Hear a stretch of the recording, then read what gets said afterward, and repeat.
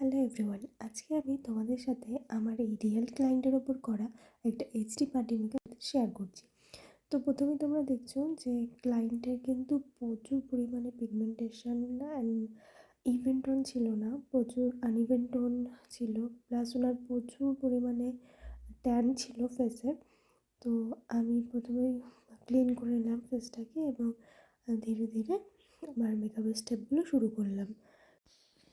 তো প্রথমে ফেসটাকে ভালো করে আমি ক্লিন করে ময়শ্চারাইজার, টোনার এবং তারপর আমি প্রাইমার ইউজ করেছি এবং তারপর সেটাকে ভালো করে ফেসটাকে কারেকশান করে ফেসটাকে নিউট্রালাইজ করে আমি ফাউন্ডেশন অ্যাপ্লাই করেছি। ফাউন্ডেশনটাকে ভালো করে ব্লেন্ড করে আমি কিন্তু এখানে ফেসটাকে একটু হাইলাইট দিয়ে করছি।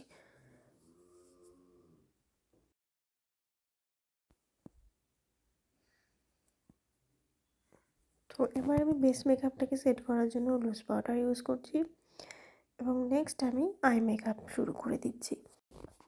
আমি খুব ইজিলি আই মেকআপটা তোমাদেরকে দেখাচ্ছি, স্টেপ বাই স্টেপ তোমরা দেখো। খুব ইজি একটা আই মেকআপ করেছি, যেমন আমার ক্লায়েন্ট চেয়েছিল যে একটা লাইট ওনার আই মেকআপ হবে, যেহেতু ওনার আইটা হুডেড ছিল, তো আমি সেই জন্য কোনো ডার্ক কালার এখানে ইউজ করিনি।